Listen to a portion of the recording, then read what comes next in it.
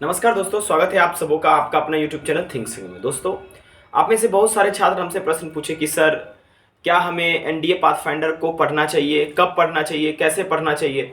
देखिए, इस पर मैंने बहुत सारा वीडियो बनाया है, मैंने काफ़ी वीडियोस बनाए हैं, आपको मदद भी मैंने किया है। लेकिन अब यहाँ पर सवाल ये उठता है कि क्या अगर आप 11th से 12th में जा रहे हैं, एनडीए पाथफाइंडर पढ़ सकते हैं या नहीं पढ़ सकते हैं। दोस्तों, इस तरह के तमाम सवाल का जवाब हम इस वीडियो में देंगे। आपको अंत तक ये वीडियो देखना है ताकि आपको समझ में आ सके कि एनडीए पाथफाइंडर पढ़ना कितना जरूरी है या नहीं है। आए दिन दोस्तों कंपटीशन बढ़ रहा है और किसी एक पार्टिकुलर बुक पढ़कर आप सक्सेस नहीं पा सकते हैं। मेरे हिसाब से, मेरे ओपिनियन में आपको कम से कम 3 4 5 बुक पढ़नी पड़ती है, ठीक है। क्योंकि सब बुक में जो है पूरा कंटेंट नहीं होता है, इसीलिए हम लोग सबको अलग अलग सेग्रीगेट करके पढ़ते हैं और एक पर्टिकुलर नोट बनाकर हम उससे एग्जाम को क्रैक कर सकते हैं। अब यहाँ पर एक प्रश्न उठता है कि सर, क्या हम एनडीए पाथफाइंडर पढ़कर एग्जाम क्रैक कर सकते हैं। तो सही उत्तर इसका होगा कि 50-50 का चांस है। तो यहाँ पर एक बात आती है, सर क्या अगर हमारे पास 4 महीना बचा हुआ है, 3 महीना बचा हुआ है, तो क्या करें। तो उसके लिए तो हम कहेंगे एनडीए पाथफाइंडर के साथ जाओ, क्योंकि वही एक ऑप्शन बच जाता है। लेकिन दोस्तों, अगर आपके पास 1 साल बचे हुए, 1.5 साल बचे हुए, अगर आप 11th में हैं, 12th में इस बार गए हैं, तो आपसे गुजारिश है कि आप एनडीए पाथफाइंडर ना खरीदें। इसलिए नहीं खरीदे क्योंकि दोस्तों उसमें जो है चीज़ें एकदम सटीक यानी नोट्स के रूप में दी गई है। जैसे ल्यूसेंट के जीके होती है, आपको समझ में बहुत कम आएगा। देखो, ल्यूसेंट के जीके वही बच्चे समझ सकते हैं जो पहले से कुछ पढ़ रखे हैं। जिनको कुछ आइडिया नहीं, यकीन मानिए, ना तो साइंस का पोर्शन समझेंगे ना कुछ। तो आप कहेंगे सर ऑप्शन क्या है, what would you like to suggest. तो ऑप्शन ये है कि आप सेग्रीगेट करके पढ़ें। आप 11th-12th की मैथ को बढ़िया से पढ़ें। आप चाहे आर डी शर्मा बना सकते हैं, आप चाहे आर एस अग्रवाल बना सकते हैं। इसके अलावा 1 साल तक आप उसके प्रीवियस ईयर क्वेश्चन को काम कीजिए, उस पर वर्क कीजिए। एनडीए पाथफाइंडर वो कवर नहीं किया है, कुछ कुछ सर्टेन कवर किया। आपको लगभग 10-15 साल के प्रीवियस ईयर क्वेश्चन को कवर करने हैं। इसके अलावा दोस्तों आप प्रैक्टिस कीजिए, अपने कंसेप्ट को बिल्ड कीजिए, स्पीड लाइए। 1 साल में ये सब करने के बाद आप अपने आप को कंपटीशन में ला सकते हैं। एनडीए पाथफाइंडर करने के बाद आपके ये सब चीज़ छूट जाते हैं।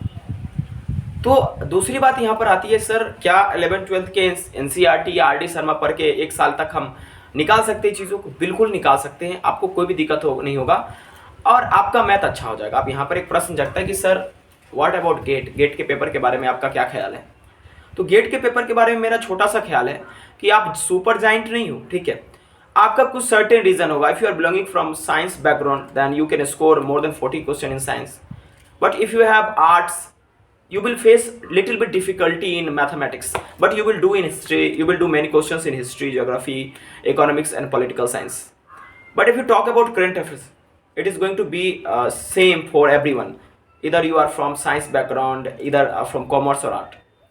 तो अगर गेट पेपर की मैं आपसे बात करूं तो आपको किस चीज़ पे रुकनी चाहिए, अपने आप को कहाँ पर रोकना चाहिए। देखिए, मार्केट में काफ़ी सर्कुलेट कर रहा है, लोग अक्सर फैला रहे हैं बेटा 11th-12th के कंसेप्ट पढ़ो फिजिक्स में, जबकि ये चीज़ें नहीं है। दोस्तों 3 काम करना है साइंस के लिए आपको, मात्र मेरा बात समझिए। सबकी बातें आप मानते हैं, एक बार मेरा भी मानकर देखिए, ठीक है। साइंस में आप 9th-10th की एनसीईआरटी पढ़ो, ठीक है। अगर हम पे बिलीव नहीं होता तो पीवाईक्यू एनालिसिस करके तब पढ़ना। मैंने पीवाईक्यू एनालिसिस किया, उसके आधार पे बता रहा हूँ। उसके बाद एक ल्यूसेंट की साइंस आती है, उसे पढ़ लो और प्रीवियस ईयर क्वेश्चन लगा लो। इससे बाहर आपको कहीं भी नहीं देखना है। दुनिया में कुछ भी झोल हो जाए, कोई बोल दे बेटा मेरा क्वेश्चन आ जाएगा, डजंट मैटर, ठीक है। Nothing is much better than science. Teacher भी, सॉरी, एनसीईआरटी से बढ़िया टीचर भी नहीं है, ठीक है। ओके, साइंस के रिस्पेक्ट में वो मैं मानता हूँ टीचर बहुत अच्छा पढ़ाते हैं, लेकिन एनसीईआरटी इज बेस्ट, ठीक है। तो साइंस के लिए आपको 9th-10th की एनसीईआरटी और प्रीवियस ईयर क्वेश्चन और ल्यूसेंट की साइंस, बस limited material will give you a giant success. काफ़ी मटेरियल्स ले लेंगे तो आप कभी सफल नहीं हो पाएंगे, किसे पढ़े किसे ना करे। You will tend to forget some information from particular book, some from particular book, ठीक है। इस तरह से चीज़ें होगी।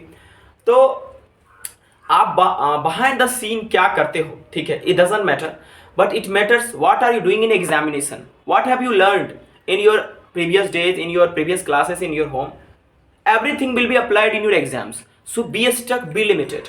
साइंस आपने समझ लिया, इसके बाद आपको आने हैं दोस्तों इंग्लिश पे। इंग्लिश पे भी आपको ज़्यादा कुछ नहीं करना है, आपको प्रीवियस ईयर क्वेश्चन उठाने हैं, उस पर पूरे मास्टर कर लेना है। और आप चाहे तो नीतू सिंह के वॉल्यूम 1 और वॉल्यूम 2 पर काम करके अच्छा से पढ़ सकते हैं, ठीक है।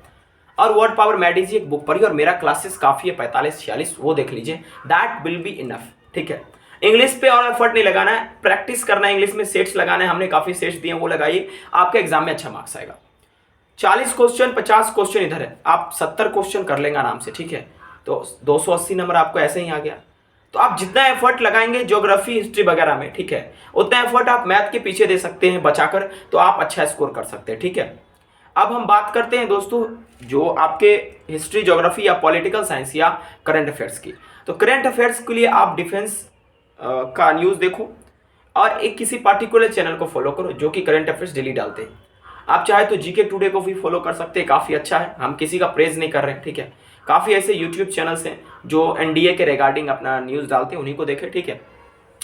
इसके अलावा दोस्तों आपको और क्या चीज़ें ध्यान रखनी पड़ेगी कि प्रिपरेशन के दौरान आपको जो है ज़्यादा मटेरियल नहीं यूज करना है, साइंस तक लिमिटेड रहना है। जीके में और बात करते हैं, देखो अभी इस हिस्ट्री ज्योग्राफी की बात करते हैं।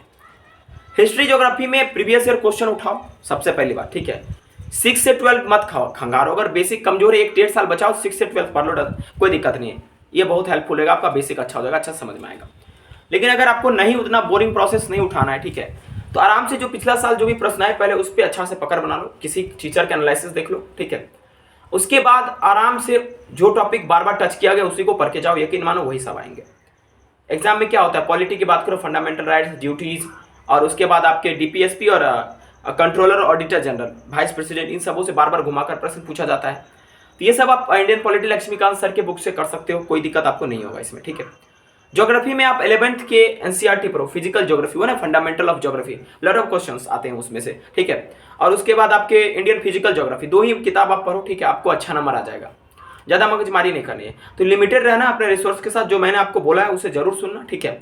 और सबसे बड़ी बात यह होती है कि आप, एक और प्रश्न दिमाग में आता है कि अगर आप एनडीए पाथफाइंडर खरीद लिए तो क्या करें, तो उसे कहीं रख दो, ठीक है, अगर जरूरी पड़े तो, ठीक है, उसको निकालना।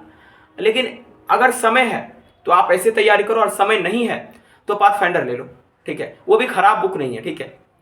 आप उसको एनालिटिकल वे में पढ़ेंगे तभी कुछ हो पाएगा, ठीक है, क्योंकि वो काफ़ी कंसाइज बुक है, ब्रीफ में दिया गया है, अगर आप पहले से कुछ नहीं पढ़े तो नहीं कर पाएंगे कुछ। और कभी भी इस विडंबना में मत रहना कि एनडीए का एग्ज़ाम जो है आप जो है बहुत कठिन होता है, नहीं निकाला जा सकता है। मैंने एनडीए का एग्जाम नहीं निकाला, ऑब्वियस बात है, लेकिन मेरे काफ़ी बच्चे ने एग्जाम निकाला, पिछले बार भी 20 बच्चा का सिलेक्शन, उससे पिछले बार भी 10 बच्चा, काफ़ी हेल्पफुल रहा। तो आप ये देखो कि आपको क्या जरूरत है, अगर मेरे वीडियो में आपको कुछ हेल्पफुल लगा जस्ट वॉच इट, ठीक है, और उसको इम्प्लीमेंट करने का कोशिश करो आप, ठीक है, आपके प्रिपरेशन में अच्छा हो जाएगा। मेरा 4-5 बार ध्यान रखना, ठीक है, अगर हमें अपना टीचर मानते हो, अपना भाई मानते हो, कि सबसे पहले किसी के गलत झांसे में बताना, किसी का कोर्स भी खरीदना तो सोचकर खरीदना, ठीक है, कि ये रेलेवेंट कोर्स है या सिर्फ हमें बेकार है। इसके अलावा 5 चीज जरूर करना, concept, practice, previous year question.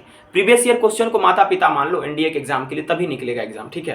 नहीं तो कोई टीचर ये कहता कि हमारे नोट्स से बाहर कुछ नहीं जाएगा, तो बस तुम्हारा सिलेक्शन गया, ठीक है।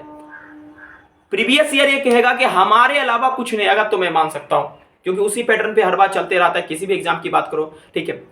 तो आपको ये चीजें ध्यान में रखनी है छात्रों, ठीक है। आप ये ध्यान रखेंगे आपका सिलेक्शन अच्छा से होगा, ठीक है।